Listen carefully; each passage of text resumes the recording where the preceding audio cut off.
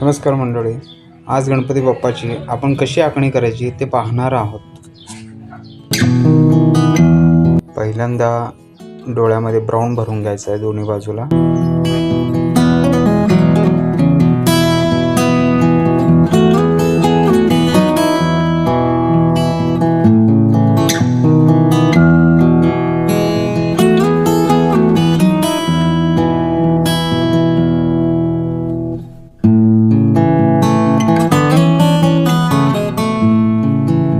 त्यानंतरनं आणखीन थोडं डार्कनेस वाढवण्यासाठी थोडंसं ब्राईटनेस केलेलं आहे आपण दोन्ही बाजूला.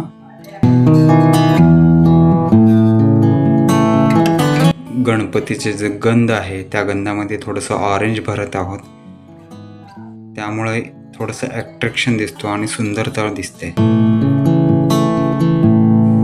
थोडंसं हायलाइट म्हणून आपण थोडंसं येलो भरत आहोत, जेणेकरून मिक्स व्हायला पाहिजे ते.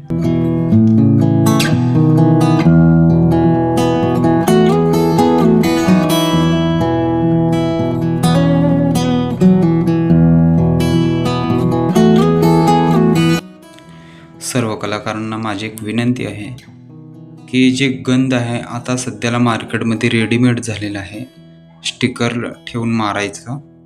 तर असं न करता थोडंफार आपण हाताने सुद्धा केलं पाहिजे. त्यामुळे काय होतं, आपली हातातली कला कमी होणार नाही.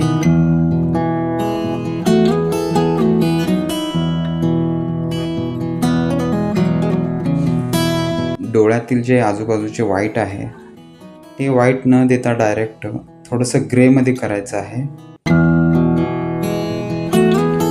डोळ्यामध्ये सेडलाईट दिसण्यासाठी थोडंसं आपण हायलाइट देत आहोत, जेणेकरून आपल्या डोळ्यामध्ये जी चमक आहे तशा पद्धतीने ह्या डोळ्यामध्ये चमक दिसलं पाहिजे. त्यानंतर त्याच्यावरून आपण व्हाईट हायलाइट देणार आहोत, त्यामुळे थोडंसं दिसायला सुंदर दिसेल.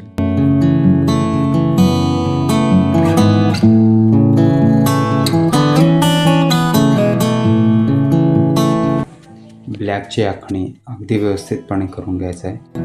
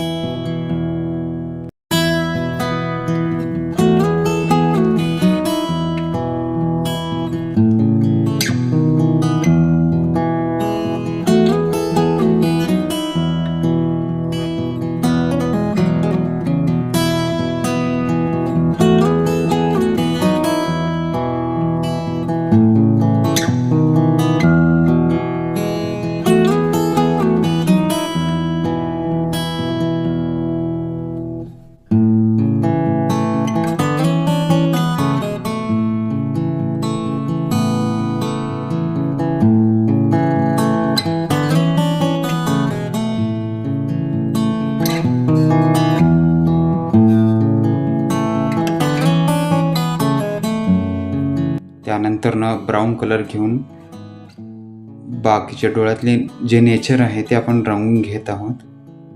अगदी फोर्समध्ये काम करून घ्यायचं आहे, तरच डोळे अगदी व्यवस्थितपणे सुंदर दिसेल.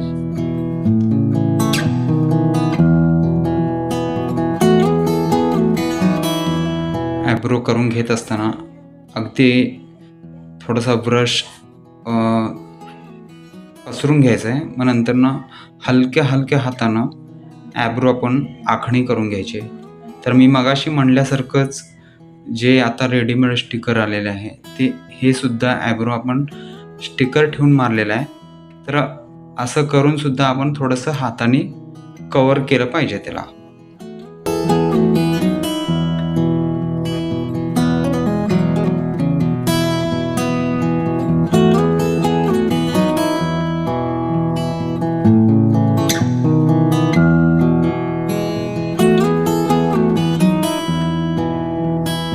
डोळे सुंदर दिसण्यासाठी मी आणखीन थोडंसं ब्ल्यू शेड वापरत आहे.